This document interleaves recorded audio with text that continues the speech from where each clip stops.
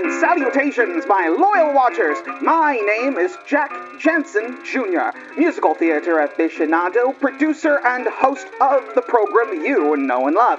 Jack reviews musicals, transmitting directly to you from my hometown of St. Louis, Missouri.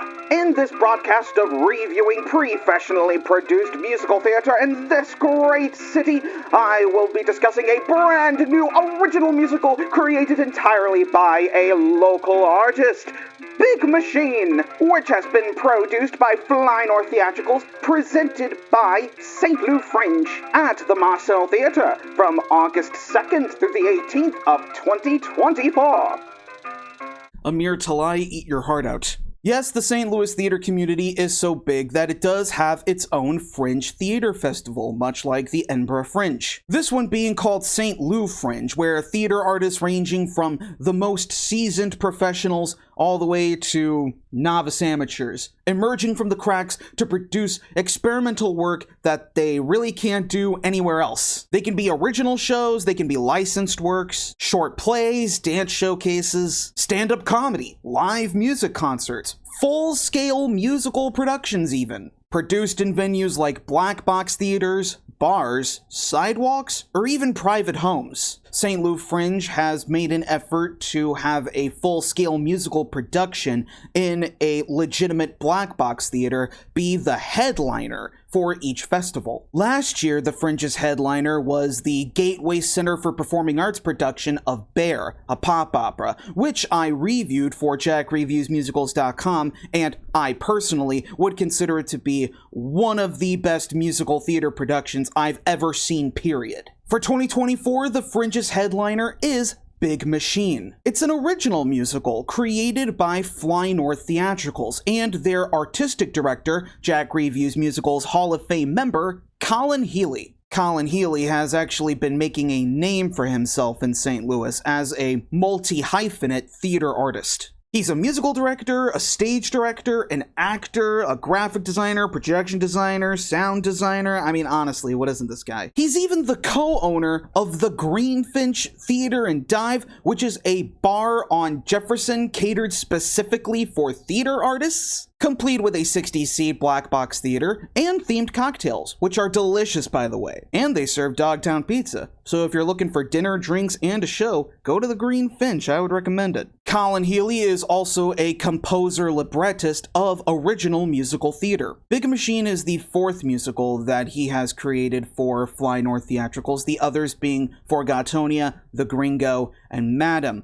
The information for all of these shows I will put in the description below. And I do notice that one theme that appears consistent through these shows is on the nature of legacy. And in the case of Big Machine, this musical centers around the creation of what has been deemed the invention that harmed the world the most: leaded gasoline. Scientific name tetraethyllead, shortened to ethyl.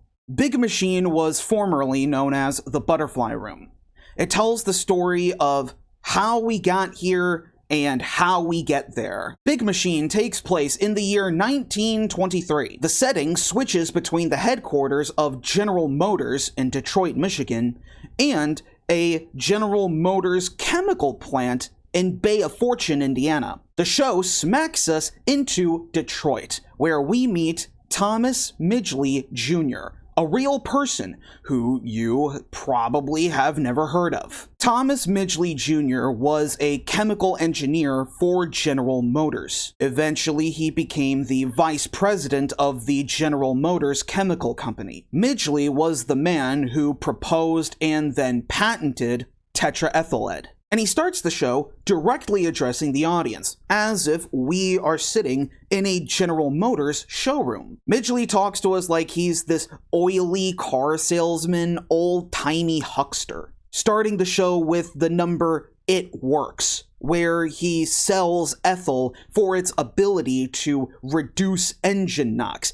keeping an automobile running smoother for longer. And he tells us through the lyric that this leaded gasoline is created by mixing lead particles into standard gasoline and then refining the ever-living daylights out of it until it's one unified slurry. Midgley also explains that because leaded gasoline is so easy to produce, they can sell it on the cheap, at a profit, purely because it works.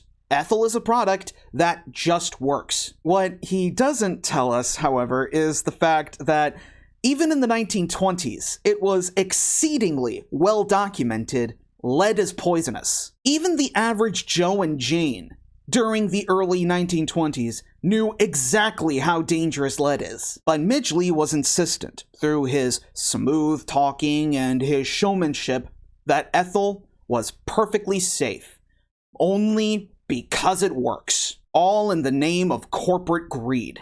And so, from that profits at any cost mentality, we now pivot to the factory workers of the Bay of Fortune, Indiana plant. Everything that they went through to process and distribute Ethel, even though they knew exactly how harmful it was going to be to themselves and the environment. We focus on several characters in this plant. We delve into the woes of the factory's middle manager, Methuselah. We see plant worker Ernest Olson's struggles with alcoholism after the death of his wife. We see Ernest's young daughter, Grace, yearning to grow up to be an engineer in a field dominated by men. We see other plant workers actively revolting against General Motors to the point of communism. And while every one of these plot threads are happening, every one of these characters, including Midgley, is visited by the same mysterious woman, Ethel. Ethel appears to these characters in various forms. She appears as Midgley's lovely assistant on stage,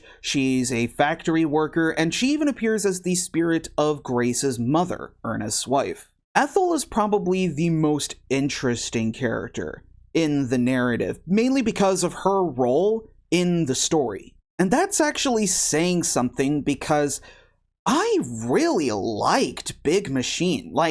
I liked this show a lot. This musical is extremely intelligent. The complexity and the intricacy and the insight of the music, the lyrics, and the book by Colin Healy is pretty much on par with Sondheim, all the way up to the creative drive to tell this piece of history now.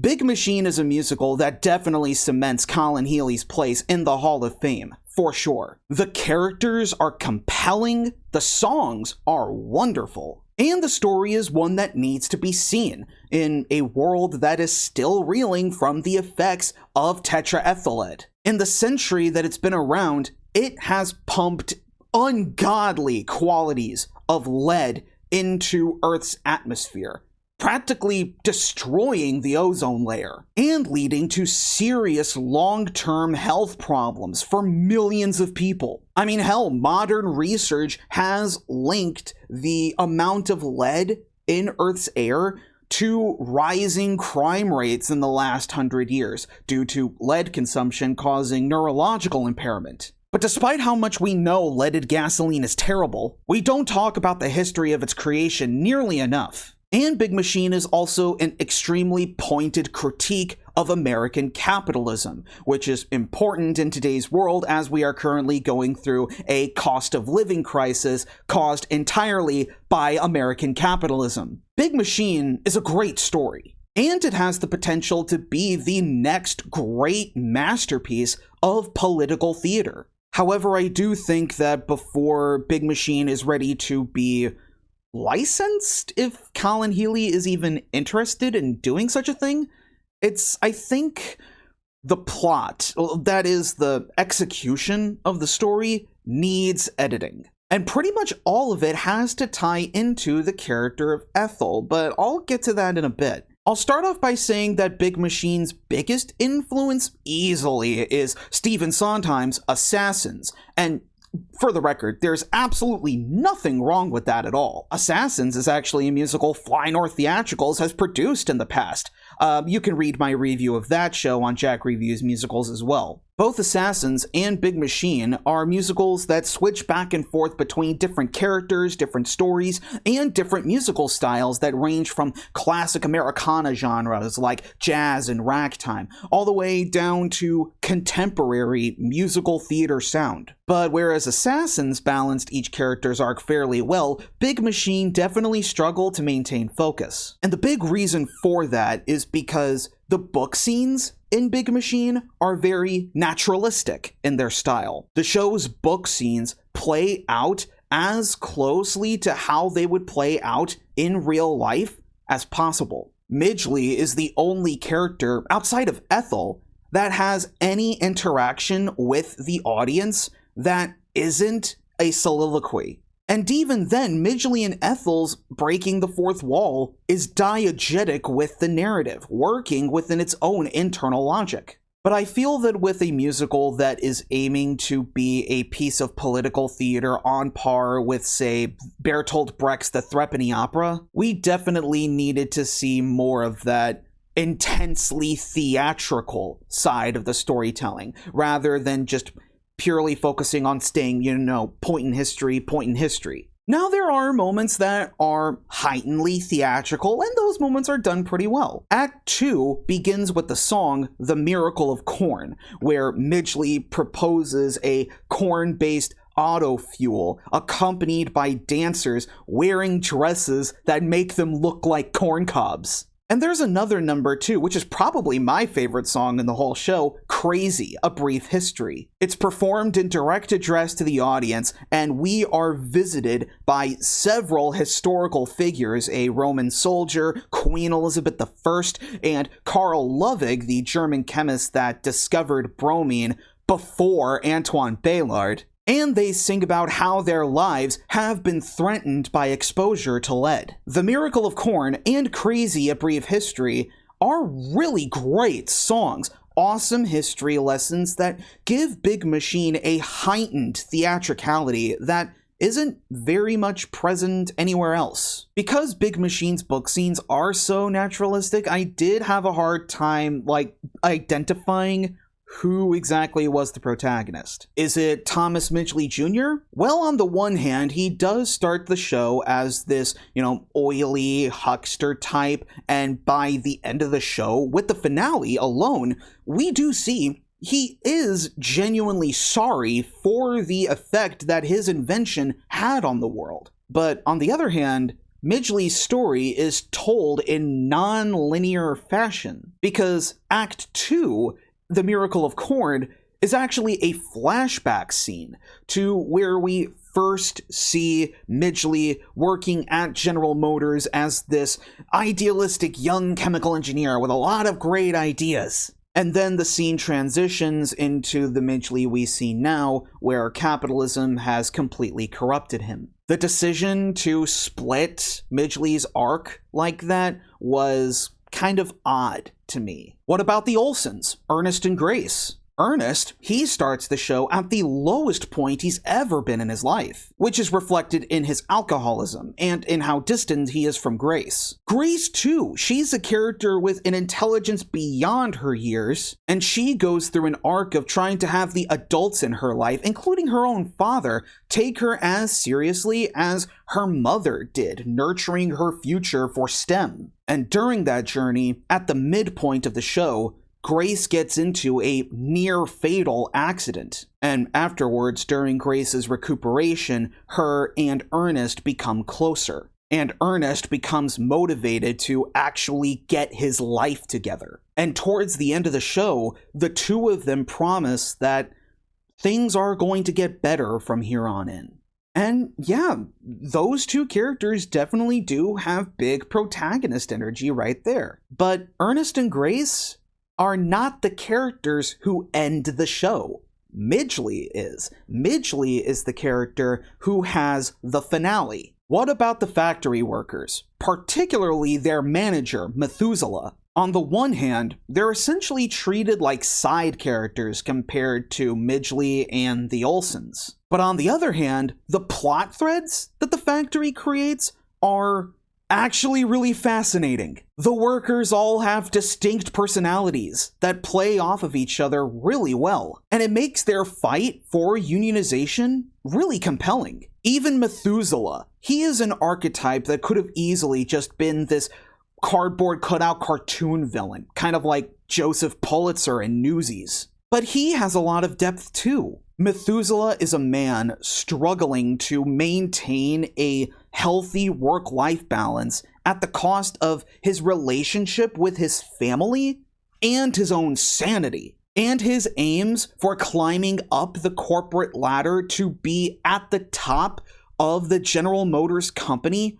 All he's met with is indifferent detachment. Methuselah is a brilliant character. He was written with such maturity and nuance, representing an archetype that could have just easily been this straight-up greedy villain. All of these characters are so well written, so compelling, fully investing you into this story. But the style of Big Machine's book scenes is too naturalistic, too mannered, and too mired in classic musical theater book writing tropes, even though the score is clearly aiming to be the next Assassins. If we are going to go that route, you might as well just go all out. There's legitimately nothing wrong with that at all. Big Machine can just be a semi-review of independent scene songs, all the while keeping the same plot threads, the same characters, and that same brilliant score. And how this all ties back into Ethel is that she would fill in the same role that the proprietor does in Assassins. So, in Assassins, the proprietor, they are the human representation of the American dream. You have the right to be happy, and the score for Assassins explores every side of that definition, with the proprietor being a constant force throughout, seducing the assassins with the promise of a better life, corrupting them to kill the president. In Big Machine, from what I have gathered, Ethel is the human representation of corporate greed, American capitalism, the profits at literally any cost mentality. It's an ideal that is seductive and alluring to many people, but it's also inherently dangerous, and recent history has proven it to be extremely harmful, with leaded gasoline being a case in point. Maybe we could have the show start with Ethel planting the seed in Midgley's head for the idea of tetraethyllead. And then the subsequent scenes that follow are the consequences of that seed, with Ethel being the character that leads us through the story, all the while taking on her various identities and forms, kind of filling the same role as Virgil from Dante's Inferno, or even the Cat in the Hat from Seussical. And who knows, maybe under this direction, the show will be able to discuss some new details that the current iteration leaves out, like Midgley's contributions to the field of chemical engineering at large, or maybe his relationship with the workers on the factory floor, or even perhaps what car culture was like in the 1920s while the automobile was still very, very new. The potential is really there for Big Machine to be this great political musical. Excellent songs, compelling characters, but it really needs to embrace this heightened theatricality that you would normally get from an agitational, political musical in order for it to work as a cohesive whole. But I cannot emphasize enough. As it is now, Big Machine is a great show.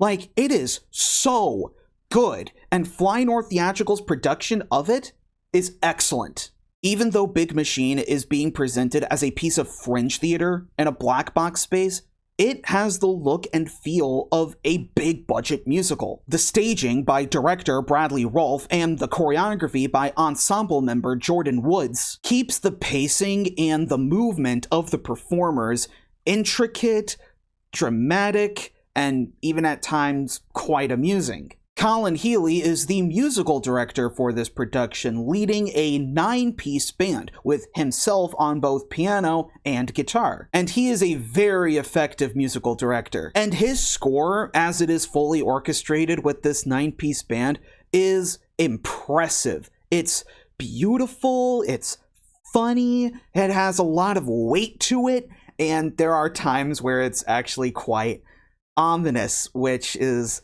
a nice surprise. The production has a company of 14 actors who are all a fully cohesive ensemble, many of whom play multiple roles, and each character is expertly executed with fully committed performances. A big part of what made me so excited about Ethel's role in the story initially was her portrayal by her actor, Mac Holtman. Mac Holtman aces Ethel's confidence and sultry mannerisms that are manipulated on a dime. Ethel can be very compassionate and very sweet, and then can devolve into being quite sinister and edgy. And Mac Holtman's singing voice is very pleasant to listen to on the ears, which makes her seductive quality even stronger. Very much like a siren that way. Even down to the fact that her voice, soothing as it is so full of range.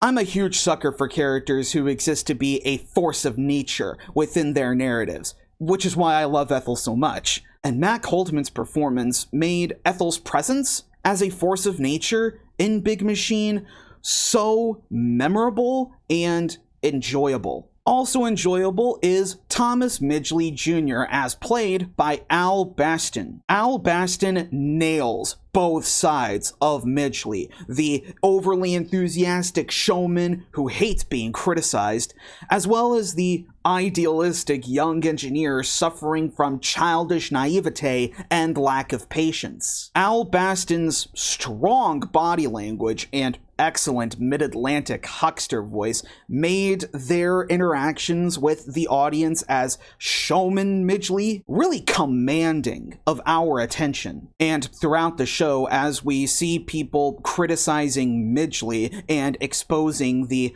blatant dangers of Ethel, Al Baston gives us an increasingly desperate vocal performance and sickly physical performance that makes the cracks in the showman facade captivating to watch. Al Baston's Thomas Midgley Jr. pulls you in laughing and lets you go with something to think about at the end of the night. The Olsens are played by Parker Miller as Ernest and Malia Strawbridge as Grace. Parker Miller's portrayal of Ernest is as dead serious as it is understated. You look at Parker Miller's face as Ernest and you can see the years of deep, profound sadness. Losing his wife, raising a daughter who is smarter than him, succumbing to alcoholism, and being forced to work in the same dead-end job even though he knows it's extremely dangerous because he has nowhere else to turn. Ernest is a pathetic character, and Parker Miller's portrayal has so much depth to it, so much complexity. He makes Ernest's depression feel real. Ernest's presence on stage is balanced by the presence of Grace, who is given this spunky attitude by actor Malia Strawbridge. She truly makes Grace this grounding, calming presence for Ernest that was so wholesome to watch that when we see Grace getting critically injured at the midpoint, you feel really heartbroken for her and for Ernest too. Christopher Plotz as Methuselah does effectively well to navigate the very difficult emotions the character has to go through, balancing being a tough boss and a compassionate family man who is slowly losing his will to fight. For either of them, Corinna Redford and Lily Sheely play Gilda and Rosie, as in The Riveter. They're two factory workers who try to quite literally fire up the rest of the workers to communism. Corinna Redford also plays Martha Johnson, a journalist who is constantly trying to discredit Midgley. Michael Raitano from the ensemble gets to show off some great physical comedy chops, both as Portright, who is the factory's resident lummox, and also Carl Lovig, that German chemist from Crazy: A Brief History. Darius Lambert is hysterical as the narcoleptic yet totally diabolical president of the General Motors Chemical Company. The entire ensemble is just fantastic. I have to tell you the rest of their names. Langston Casey, Carly Falk, Emma Giltner, Chelsea Johnston, and the choreographer Jordan Woods. The vibes of Big Machine are a Big Machine in itself, set right off the bat with the scenic design by Caleb Long. It's a versatile unit set consisting of 3 brick walls that come together at a slant to form the factory, with a network of pipes, valves, lights, and a conveyor with an entrance hole that evokes the metaphor of the gaping maw of a hideous beast. The 3 walls actually move on tracks, rotating around to reveal shelves of the factory's warehouse that are stuffed to the gills with props that have been curated by Kel Rolfe. On stage left, there's this stationary brick wall that is covered with a huge stack of boxes that actually push forward to reveal a piece of the Olsen family home, a very clever trick set piece. The only problem that I could think of with that particular set piece was the boxes. They were stacked in a way that potentially it could have blocked that part of the house from the audience members that were sitting house right. The dynamism of the set is complemented by Tony Anselmo's lights, which features some particularly striking atmospheric touches, not only distinguishing every location, but create stellar stage pictures, with the ending in particular being the most dramatic. The costumes, designed by Jack Reviews Musicals Hall of Fame member Eileen Engel, are, as always, superb. Midgley's suits were bright and colorful, the factory uniforms were perfectly crafted, the corn dresses from The Miracle of Corn was a hilarious reveal, and the period outfits were so memorable, particularly the ones from ancient history, the Roman soldier and the Elizabethans that appear in Crazy: A Brief History. God, I love that song so much. God, it really just speaks to just how much Big Machine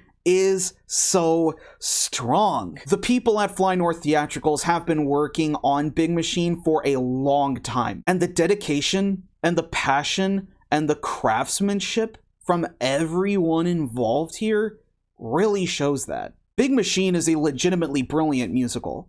To tell this story now, evoking 20th century political theater while still feeling contemporary. But I will say that in terms of its unconvention as a musical, it is a bit too conventional. If they embraced a style that was truly nonconformist, like really challenging expectations of what people think a history musical really is, kind of like how Assassins did it, it does have the potential to reach a wide audience. Maybe even become one of the best original musicals to come out of the 2020s. And for Colin Healy, a local artist, to achieve that level of promise, Colin Healy truly does have something special on his hands here. But have you seen Fly North Theatricals' production of Big Machine, as it was presented by St. Louis Fringe? If so, what did you think about it? And if there were any other shows that you saw at the Fringe that you thought were a highlight,